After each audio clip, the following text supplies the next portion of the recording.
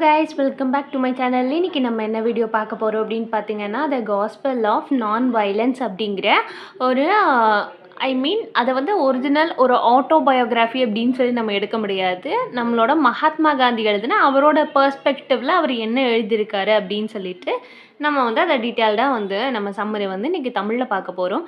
And இது வரைக்கும் நம்ம சேனலை சப்ஸ்கிரைப் பண்ணாதவங்க மறக்காமல் சப்ஸ்கிரைப் பண்ணிக்கோங்க. அண்ட் பக்கத்தில் உள்ள பெல் ஐக்கானை கிளிக் பண்ணிவிட்டு அதில் ஆளுங்கிற ஆப்ஷனை டிக் பண்ணிக்கோங்க. லைக் பண்ணிவிட்டு கீழே நம்ம வீடியோவை ஹைப் பண்ணி விட்டுருங்க. அண்ட் நெக்ஸ்ட் பார்த்தீங்க அப்படின்னா ஒரு குட்டி ஆத்தர் இன்ட்ரோ. மோகன்தாஸ் கரம்சந்த் காந்தி அப்படிங்கிறது தான் அவரோட ஃபுல் நேம். இவர் வந்து 2 அக்டோபர் 1869 வந்து பிறந்திருக்கிறாரு. அண்ட் அது மட்டும் இல்லாமல் ஒரு Indian lawyer, anti colonial nationalist and political திங்கரும் கூட. இவர் வந்து காங்கிரஸ் பார்ட்டியிலையுமே வந்து இருந்திருக்காரு. 30th January 1948 வந்து இறந்துருக்காரு.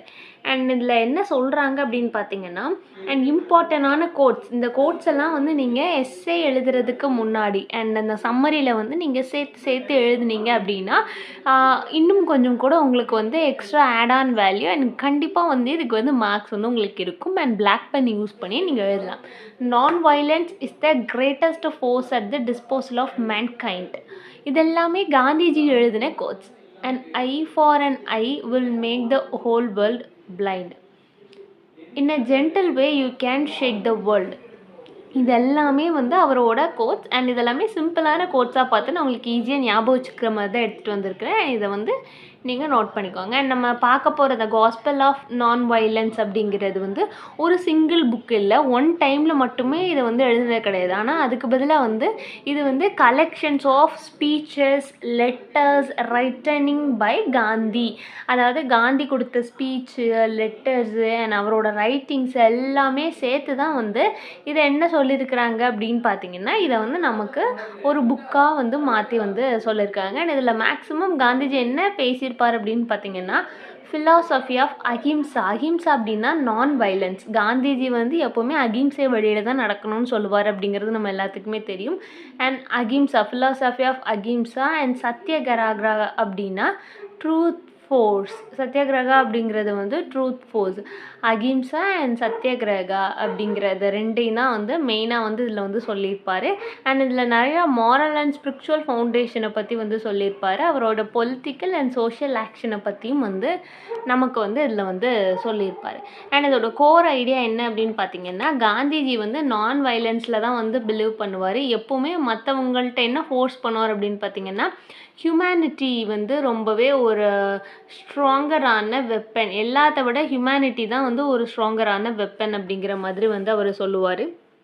அண்ட் அதுக்கு பதிலாக நம்ம எல்லாருமே வந்து ஒரு ஃபிசிக்கல் வயலன்ஸை வந்து நம்ம கையில் எடுக்கக்கூடாது. ஒரு ஃப்ரீடம் கிடைக்கிறதுக்காக இருக்கட்டும், அதுக்கு வந்து நம்ம ஹர்ட் பண்ணி இது பண்ணக்கூடாது, கோவப்படக்கூடாது. அது வந்து தானாக நமக்கு வந்து அகிம்சை வழியில் போனால் வந்து கிடைக்கும் அப்படிங்கிற மாதிரி வந்து சொல்லியிருப்பார். அவரோட கீ பிரின்சிபல் பார்த்திங்க அப்படின்னா அஹிம்சா. அஹிம்சானா நான் வயலன்ஸ் அப்படின்னு சொன்னோம். அண்ட் மகாத்மா காந்தியில் என்ன சொல்லியிருக்கிறாரு அப்படின்னு பார்த்தீங்கன்னா, மகாத்மா காந்தி இந்த உலகத்துக்கு வந்ததே வந்து ஒரு மெசேஜ் கொடுக்கறதுக்காக தான். ட்ரூத் அண்ட் நான் வயலன்ஸை வந்து நமக்கு கற்றுக் கொடுக்கறதுக்காக தான் வந்து வந்திருக்கிறாரு அப்படிங்கிற மாதிரி சொல்கிறாங்க.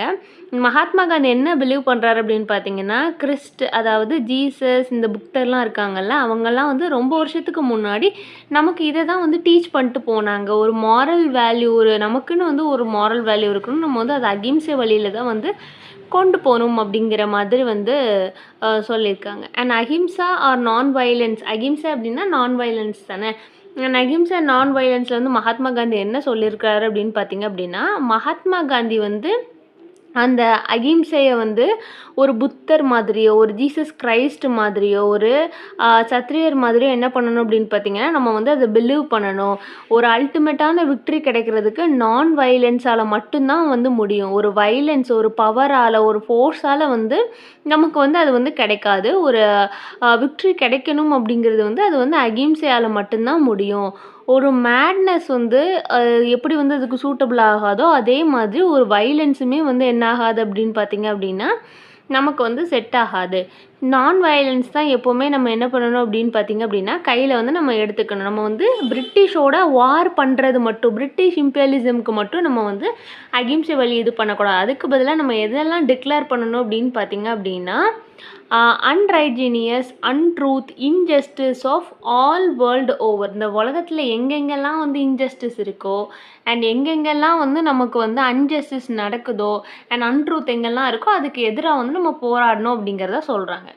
அண்ட் நெக்ஸ்ட்டு பார்த்தீங்க அப்படின்னா சத்தியகிரகா அப்படின்னா ட்ரூத் போஸ். சத்தியகிரகா அப்படிங்கிறது வந்து ஒரு உண்மையை மட்டுமே வந்து நம்ம பேசணும். நான் வயலன்ஸ் வந்து எப்போவுமே ஆகாது. ஒரு டிஸொபீடியன்ஸ் வந்து ஒரு சிவில் டிஸொபீடியன்ஸ் இருக்கக்கூடாது. பீஸ்ஃபுல்லாக வந்து நம்ம ப்ரொடெக்ட் பண்ணணும் அப்படிங்கிறது எல்லாமே வந்து இந்த சத்தியகிரகாவில் வந்து சொல்லியிருப்பாங்க. காந்திஜி வந்து சவுத் ஆஃப்ரிக்காவில் வந்து என்ன பண்ணுறாரு அப்படின்னு பார்த்தீங்க அப்படின்னா, அங்கேருந்து இவர் வந்து டயர்டாகி வந்து இந்தியாவுக்கு வரும்போது அவர் வந்து என்ன ஆகுறாரு அப்படின்னா பேரிஸ்டர் ஆகிட்டு வருவார். அண்ட் அங்கே சவுத் ஆஃப்ரிக்காவில் அவர் இருக்கும்போதுமே பார்த்தீங்க அப்படின்னா லீகல் ப்ராக்டிஸாக என்ன பண்ணிகிட்டு இருப்பார் அப்படின்னா, அவரே வந்து நிறைய சோஷியல் பொலிட்டிக்கல் ரெஃபார்மேஷனில் வந்து இன்க்ளூட் பண்ணியிருப்பார். அங்கே சவுத் ஆஃப்ரிக்காவில் ரேஷியலிசம் இருக்கும்ல, அந்த கருப்பு வெள்ளை மக்களுக்கான இது போராட்டங்களில் வந்து அதுக்காக வந்து அவர் வந்து போராடிட்டு இருப்பார். அண்ட் அங்கே வந்து ஒயிட் வந்து என்ன பண்ணுவாங்க அப்படின்னு பார்த்தீங்கன்னா பிளாக் பீப்புளை வந்து டாமினேட் பண்ணுவாங்க. காந்திஜி வந்து அவங்களெல்லாம் வந்து ப்ரொடெக்ட் பண்ணி அதுக்கு அகெயின்ஸ்டாக ஒரு ஸ்ட்ராங்கான ஆட்டிடியூடோடு வந்து அங்கே வந்து ஆஃப்ரிக்கன் பீப்புள்ஸ் கூட வந்து அவர் இருந்திருப்பார். அண்ட் அவர் வந்து என்ன டெமான்ஸ்ட்ரேட் பண்ணுவார் அப்படின்னு பார்த்தீங்கன்னா, act of truth and non violence வந்து சவுத் ஆஃப்ரிக்காலேயுமே வந்து இருக்கணும் அப்படின்னு சொல்லுவார். சவுத் ஆஃப்ரிக்காலேயுமே வந்து அந்த பீப்புளை வந்து டாமினேட் பண்ணுறது வந்து தப்பு. அண்ட் கருப்பாக இருக்கிறது வந்து அவ்வளோ பெரிய பிரச்சனையா, ஒயிட் பீப்புள்ஸ் வந்து பிளாக் பீப்புள்ஸை வந்து டாமினேட் பண்ணக்கூடாது அப்படிங்கிற மாதிரி தான் வந்து நம்ம என்ன பண்ணுவார் அப்படின்னு பார்த்தீங்கன்னா, காந்திஜி வந்து அங்கேயும் போயிட்டு வந்து பேசுவார். ஈக்குவல் ரைட்ஸ் வேணும் எல்லா பீப்புள்ஸ்க்கும். ஒயிட் பீப்புள்ஸ்க்கு என்ன ரைட்ஸ் இருக்கோ அது எல்லாமே வந்து பிளாக் பீப்புள்ஸ்க்கும் வேணும் அப்படின்னு சொல்கிறாங்க. அண்ட் இந்தியாவுக்கு வந்ததுக்கு பிறகு காந்திஜி வந்து என்ன சொல்கிறாரு அப்படின்னு பார்த்தீங்க அப்படின்னா, ஒரு ட்ரூத் மூலியமாக நம்ம வந்து என்ன வேணால் வந்து நம்மளால் வந்து சாதிக்க முடியும். இந்தியா வந்ததுக்கு பிறகு அவர் வந்து நேஷ்னல் காங்கிரஸில் வந்து ஜாயின் பண்ணுறாரு. அண்ட் கொஞ்சம் டைம் போனதுக்கப்புறம் வந்து அவர் வந்து அந்த முன்னாடிலாம் வந்து காங்கிரஸ் அவர் ஜாயின் பண்ணுறதுக்கு முன்னாடி வந்து அப்பர் மிடில் கிளாஸ் பீப்புள்ஸ் எல்லாம் மட்டும்தான் வந்து இருக்கிற ஒரு இடமா ஒரு பார்ட்டியாக தான் வந்து காங்கிரஸ் இருந்தது. அண்ட் இவர் ஜாயின் பண்ணதுக்கு பிறகு எல்லாராலேயுமே வந்து ஜாயின் பண்ணக்கூடிய ஒரு ஆர்கனைசேஷனாக வந்து மாற்றிருக்காரு நம்மளோட காந்திஜி. அண்ட் இண்டிபெண்டன்ஸ்க்கு முன்னாடியே வந்து அவர் வந்து இந்த நேஷ்னல் காங்கிரஸில் வந்து ஜாயின் பண்ணிட்டாரு. ஃப்ரீடம்காக வந்து ஒரு பீஸ்ஃபுல்லான மெத்தடில் வந்து நம்ம வந்து போராடணும். அண்ட் இவர் வந்து இவருக்குன்னு நிறைய ஃபாலோவர்ஸ், அதாவது ட்ரூத்தும் இன்டெகிரிட்டியும் ஒரு ஃப்ரீடம்க்கு வந்து நான் வைலன்ஸாக போராடக்கூடிய ஒரு ஃபாலோவர்ஸ் எல்லாமே நிறையா வராங்க. இவரோட மெயினான பிரின்சிபல் வந்து அகிம்சா தான். அகிம்சாவை தான் வந்து இவர் என்ன பண்ணுவார் அப்படின்னு பார்த்தீங்கன்னா ப்ராக்டிஸ் பண்ணுவார். அண்ட் மற்ற மக்களுக்குமே வந்து சொல்லுவார். ஒரு நான் கோஆப்ரேஷன் மூமெண்ட்டை வந்து அவர் ஒரு மேசிவ் சப்போர்ட்டோட நடத்துகிறாரு. அது எப்படி அப்படின்னா ஒரு நான் வைலன்ஸாக ஒரு அதில் வந்து வைலன்ஸே கிடையாது, ஒரு நான் வைலன்ஸ் மூமெண்ட்டாக இந்தியன்ஸ் எல்லாமே ரெக்வெஸ்ட் பண்ணுற மாதிரி அதில் ஒரு நல்ல ஒரு சிவில் ஒபீடியன்ஸ் வந்து இருக்கக்கூடியதாக வந்து அவர் வந்து மெயின்டைன் பண்ணிட்டு போகிறாரு. அண்ட் அவர் அந்த சிவில் டிஸ்ஒபீடியன்ஸ் அந்த மூமெண்ட்டை வந்து ஒரு நான் வைலன்ஸ் ரெசிஸ்டண்ட்டாக மாற்றுறாரு, பிரிட்டிஷ் டேக்ஸுக்கு அகெயின்ஸ்டாக. அண்ட் 8th August 1942 வந்து மகாத்மா காந்தியை வந்து எதுக்கு கூப்பிட்றாங்க அப்படின்னு பார்த்தீங்கன்னா, immediate independence and launched the quit Indian மூமெண்ட்டுக்கு வந்து அவர் வந்து கூப்பிட்றாங்க. ஒரு immediate independence and launched the quit India movement அப்படிங்கிறதுக்கு கூப்பிட்டு அவருக்கு வந்து ஒரு இம்பார்ட்டண்டான ஈவெண்ட்டு ஹிஸ்ட்ரியில் இந்தியாவோட இண்டிபெண்டன்ஸ்க்கு அந்த மூமெண்ட் வந்து என்ன ஆச்சு அப்படின்னு பார்த்தீங்க அப்படின்னா ஒரு முக்கியமான மூமெண்ட்டாக இருக்குது. அண்ட் ரிலீஜியஸை பற்றி இவரோட வியூஸ் என்ன அப்படின்னு பார்த்தீங்க அப்படின்னா, நம்மளோட ரிலீஜியஸ், அதாவது அவர் பகவத்கீதையும் படிப்பார், த ஹோலி குரான் அண்ட் பைபிள் எல்லாத்துலேயுமே வந்து அவருக்கு வந்து எல்லா கடவுளுமே ஒன்று தான். அவர் வந்து ஐ சி த சேம் கார்டன். நான் என்ன சொல்கிறாரு அப்படின்னா, நான் வந்து பைபிளாக இருக்கட்டும், குரானாக இருக்கட்டும் அண்ட் பகவத்கீதையாக இருக்கட்டும், அதில் எல்லாத்துலேயுமே நான் ஒரே விதமான கடவுளை தான் பார்க்குறேன்.